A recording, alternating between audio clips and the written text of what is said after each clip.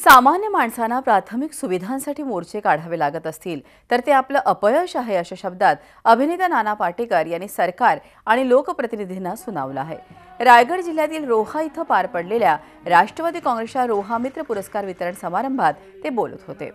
यावेळी आपल्या खुमासदार भाषणाने उपस्थितांना हसवत सद्य परिस्थितीवरही परखड भाष्य त्यांनी केलं। राज्यकर्त्यांना जाब विचारत नसल्याने त्यांचं फावतं असंही नाना यावेळी म्हणाले।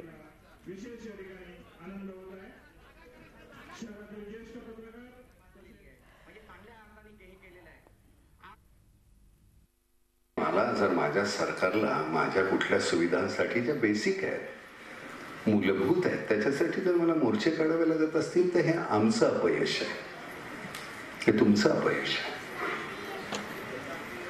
कुठल्याही गोष्टी, शाळा, रस्ते, मूलभूत गोष्टी ज्या आहेत, नोकऱ्या, रोजगार, ह्या असायलाच पाहिजे। रस्त्याबद्दलची आपली दैना मूलभूत गोष्ट आहे हो। एवढ्याच्या खड्ड्यामधून एक मोटरसायकल वेडी वाकडी गेली, एक जीव फटकन निघून जातो, कोण जबाबदार त्याला? का नाही रस्ते नीट? का एक रस्ता आज झाल्यानंतर तो का नाही 5 वर्ष टिकत किंवा 6 वर्ष टिकत? का नाही त्या संदर्भामध्ये आपण त्याचे प्रश्न विचारत? का नाही जाब विचारत? आपण गप्प राहतो, तुम्ही मी गप्प राहतो। मग त्यांना वाटतं की नाही इथे प्रश्न विचारणार कोणी नाही, चालून जाईल।